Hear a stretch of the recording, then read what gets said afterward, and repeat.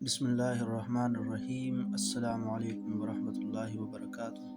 آج ہم اس پہلے سبق کا دوسرا حصہ شروع کریں گے، نکاح کے مقاصد۔ نکاح کے مقاصد اور فوائد پر بہت کچھ لکھا اور بولا گیا ہے کہ نکاح کے کیا کیا مقاصد اور فوائد ہیں۔ نسل انسانی کی بقا، بیوی بچوں کا نفقہ اور رہائش فراہم ہونا، نسب کی حفاظت، مختلف خاندانوں کا آپس میں جوڑ اور ربط پیدا ہونا، بچوں کی صحیح تربیت، انسانی خواہشات کا جائز طریقے سے پورا ہونا، پاک دامنی کا سبب بننا وغیرہ۔ اس کو آسان انداز میں سمجھنے کے لیے دو قسمیں بنائی جا سکتی ہے کہ نکاح کے مقاصد دو طرح کے ہیں، ایک تو بنیادی اور اصلی مقاصد، دوسرے وہ مقاصد جو نکاح سے ضمناً حاصل ہو رہے ہوتے ہیں۔ نکاح کے تین بنیادی مقاصد۔ نکاح کا پہلا مقصد اولاد کی طلب اور نسل بڑھانا۔ یہ بات قرآن کریم کی کئی آیات اور احادیث سے ثابت ہوتی ہے۔ یہاں اس مختصر کتابچے میں سارے حوالہ جات نقل کرنا تو مشکل بھی اور اس مختصر کورس کے مناسب بھی نہیں، لیکن چند اہم امور یا حوالہ جات کی طرف اتنا اشارہ ضرور کروں گا کہ شرعی نقطہ نظر ہمارے سامنے واضح ہو جائے۔ ایک حدیث میں رسول اللہ صلی اللہ علیہ وسلم نے ارشاد فرمایا، نکاح کرو اور نسل بڑھاؤ، کیونکہ میں قیامت کے دن تم پر فخر کروں گا۔ ایک دوسری حدیث میں ارشاد فرمایا، شادی کرو اس لیے کہ میں تمہاری کثرت پر فخر کروں گا اور نصارہ کے رہبانوں کی طرح مت بنو۔ سنن ابی داؤد کی حدیث میں ہے، زیادہ محبت کرنے والی اور زیادہ بچے جننے والی عورت سے نکاح کرو، اس لیے کہ میں تمہاری کثرت تعداد کی وجہ سے امتوں پر فخر کروں گا۔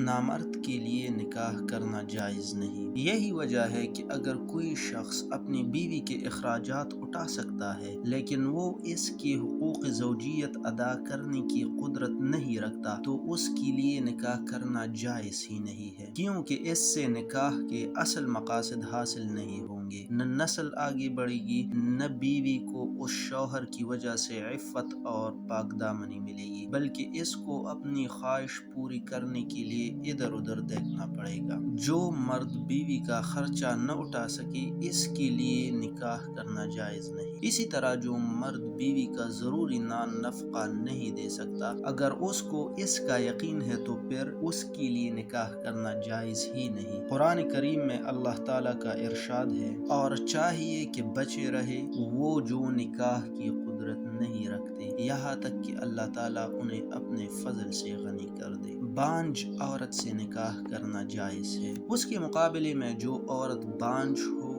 اس سے نکاح جائز ہے۔ اس کی وجہ یہ ہے کہ اس میں اگرچہ نسل والا مقصد تو پورا نہیں ہوتا، لیکن شرمگاہ کی حفاظت اور اس کے نتیجے میں نظروں کی حفاظت اور عفت پاک دامنی والا مقصد بہرحال حاصل ہو جاتا ہے۔ باقی ضمنی مقاصد تو سارے ہی حاصل ہو جاتے ہیں، البتہ افضل اور بہتر یہی ہے کہ ایسی عورت سے نکاح کیا جائے جو زیادہ بچے جننے والی ہو۔ احادیث میں اس کے کئی فضائل بتائے گئے ہیں۔ نکاح کا دوسرا اور تیسرا مقصد عفت و پاک دامنی اور نسب کی حفاظت۔ یہ بات تو بڑی واضح ہے کہ نکاح مرد و عورت دونوں کی شرمگاہ کی حفاظت اور ان کی پاک دامنی کا ایک بہت بڑا ذریعہ ہے، اس لیے کہ ہر مرد و عورت میں یہ فطری خواہش موجود ہے۔ اگر اس کا جائز راستہ نہ ہو تو اس کے ناجائز راستے کی طرف جایا جائے گا، اور ناجائز راستے کی طرف جانے کی صورت میں اس کی شرمگاہ کی حفاظت نہیں ہو سکتی۔ پھر جب معاذ اللہ زنا کرے گا تو نسب بھی محفوظ نہیں ہوگا۔ نکاح فطری خواہش کی تکمیل کا مہذب طریقہ۔ نکاح انسان کی فطری خواہش کی جائز، مہذب اور باوقار طریقے سے تکمیل اور اس کی پاک دامنی کا بہت بڑا ذریعہ ہے۔ نکاح کی بدولت مرد معاشرے کی عورتوں کو اور عورتیں مردوں کو غلط استعمال نہیں کر سکتی، آپس میں ناجائز تعلقات نہیں رکھتے۔ اگر نکاح کا سسٹم نہ ہو تو نہ جانے ایک مرد کی کتنی عورتوں کے ساتھ اور ایک عورت کے کتنے مردوں کے ساتھ تعلقات ہوں۔ جن معاشروں سے نکاح کا نظام ختم ہوا وہاں یہ صورتحال سب کے سامنے ہے۔ زنا کی تباہ کاریاں۔ نسب کی حفاظت کے لیے شریعت نے نکاح کو حلال اور زنا کو حرام کیا ہے۔ اسی طرح نکاح کے جو غلط طریقے تھے ان سب کو بھی ناجائز قرار دیا۔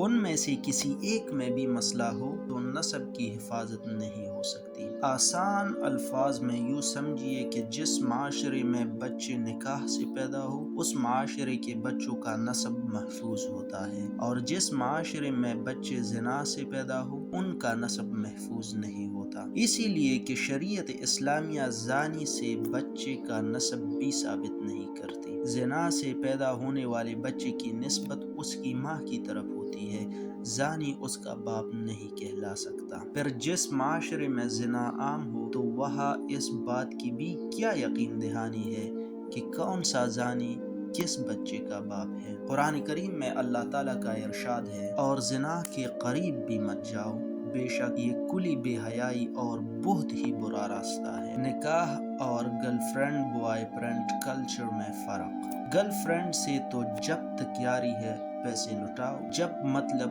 پورا ہوا ٹشو پیپر کی طرح پھینک کر دوسرے کی تلاش میں لگ جاؤ۔ نکاح میں اسلام نے مرد کو پابند کیا ہے کہ مرتے دم تک اس کے اخراجات تمہارے ذمے ہے۔ اس سے عورت کو معاشرے میں تحفظ اور لائف ٹائم سیکیورٹی مل جاتی ہے۔ ایک انگریز عورت نے کہا تھا کہ مشرق میں عورت مرد کے حصار میں بڑی ہوتی ہے، جبکہ مغرب میں اس کے گرد کوئی حصار نہیں ہوتا۔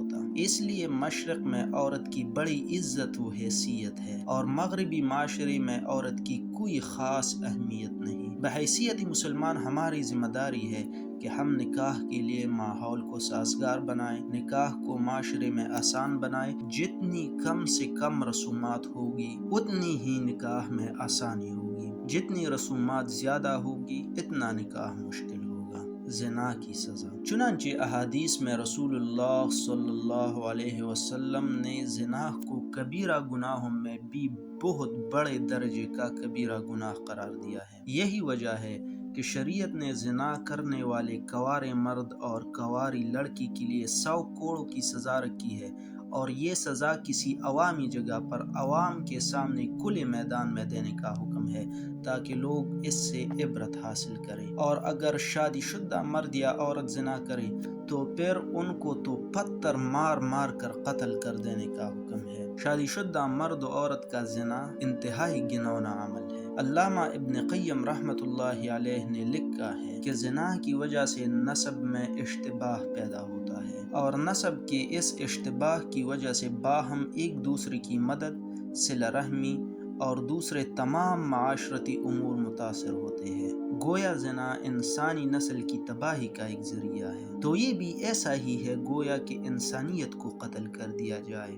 اسی لیے شریعت نے شادی شدہ مرد و عورت کی زنا کی سزا بھی رجم رکھی ہے کہ ایسی حرکت کرنے والوں کو پتھر مار کر قتل کر دیا جائے۔ پھر زنا میں بھی بدترین زنا 2 طرح کے ہیں، ایک کسی شخص کا اپنی پڑوسی کی بیوی کے ساتھ زنا، دوسرا کسی بوڑھی شخص کا زنا کرنا۔ شریعت کی نظر میں یہ بہت ہی خطرناک گناہ اور بدترین عمل ہے۔ حضرت مقداد بن اسود رضی اللہ عنہ فرماتے ہیں کہ ایک مرتبہ رسول اللہ صلی اللہ علیہ وسلم نے اپنے صحابہ سے پوچھا، زنا کے بارے میں تمہارا کیا خیال ہے؟ صحابہ نے جواب دیا، حرام ہے، اللہ اور اس کے رسول نے اس کو حرام قرار دیا ہے، لہٰذا قیامت تک حرام ہے۔ اس پر رسول اللہ صلی اللہ علیہ وسلم نے ارشاد فرمایا، اگر کوئی آدمی 10 عورتوں سے زنا کرے یہ اس کے لیے ہلکا ہے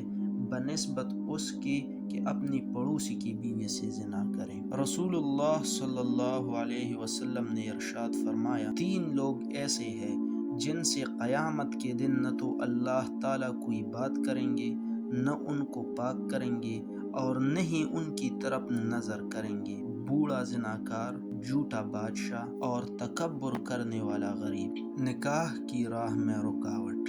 نوجوانوں میں نکاح نہ کرنے کی روایت چل پڑنا کہ یہ تو ایک بھاری ذمہ داری ہے، کون اس کو سر لے گا، بس انجوائے کرو، مزے کرو۔ تاخیر سے نکاح کرنے کا رواج، جتنا نکاح تاخیر سے ہوگا اتنی ہی نسل کم ہوگی، پاک دامنی بھی اتنی ہی متاثر ہوگی۔ ایک یا دو بچوں پر اکتفا کرنا کہ کوالٹی اچھی ہونی چاہیے، بچے دو ہی اچھے، تعداد پر فوکس نہ کریں، اس کی بھی وجوہ ہے۔ تعلیم کا مہنگا ہونا، یہ خوشنما نعرہ کم بچے خوشحال گھرانہ۔ عورت کا اپنی صحت کی حفاظت کے لیے زیادہ بچوں کی ولادت سے کترانا، مہنگائی اور معاشی صورتحال، ان سب پر آگے جا کر کچھ مختصر بات کی جائے گی۔